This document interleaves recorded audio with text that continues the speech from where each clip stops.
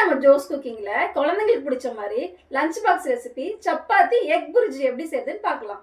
பெரிய சைஸ் வெங்காயம் ஒன்று, மீடியம் சைஸ் தக்காளி ஒன்று, கொத்தமல்லி கருப்பில், பச்சை மிளவா, வானல் வச்சுட்டு 2 ஸ்பூன் எண்ணெய் ஊற்றிட்டேன்.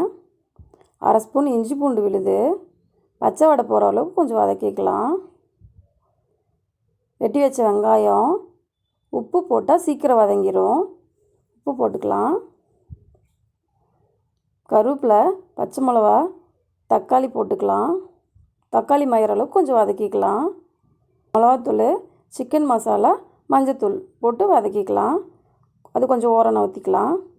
ஒரு 3 முட்டை உடைச்சி ஊற்றிக்கலாம்.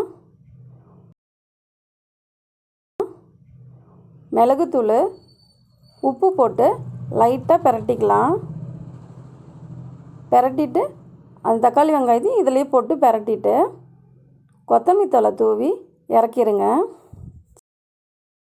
சப்பாத்தியை சுட்டு இதில் ஒரு ஸ்பூன் வச்சு ரோல் பண்ணி நீங்கள் கொடுத்து விட்டு பாருங்கள்.